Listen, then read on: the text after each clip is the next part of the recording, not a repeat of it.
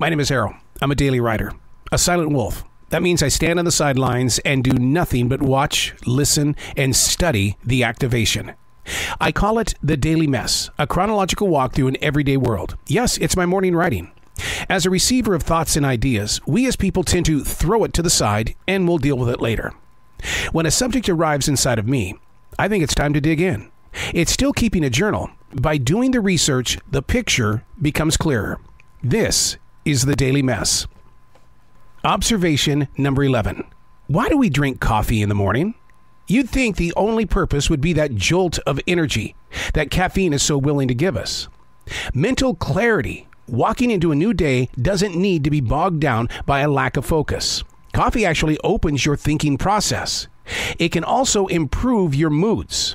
Coffee increases neurotransmitters like dopamine. And although we see single people downing a cup of Morning Joe, coffee is still looked upon as being a true socializer. It brings people together in ways of creating authentic conversation. Well, what about our health? Is coffee good for us? It actually lowers the risk of some cancers, Parkinson's disease, and type 2 diabetes. There's even research that shows that the consumption of coffee may be associated with longevity. It's almost like a legal wonder drug. Coffee curbs depression. It burns body fat by way of stimulating your body, and it improves your daily exercise routine by increasing adrenaline in your bloodstream while helping your body get prepared for that strenuous workout. Hey, coming up next, we're going to talk about morning moodiness. Is it really something that we go through every day? Oh, yeah. Welcome back to the Daily Mess. Observation number 12. Although most people really don't want to talk about it, we can be really big, moody monsters shortly after waking up. This is every bit the reason why I write while the sun is rising.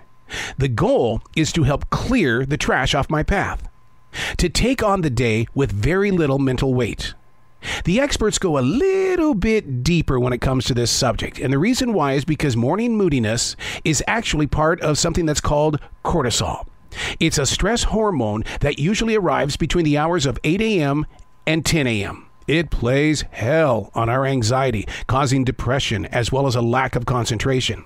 We're also very guilty of inviting unresolved issues into the birth of a brand new day. Sadly, we give those emotions permission to have a voice, when in fact you have the skills to stop it. Low serotonin is another game changer in the world of morning moodiness. Get this one. High testosterone is also an anger maker.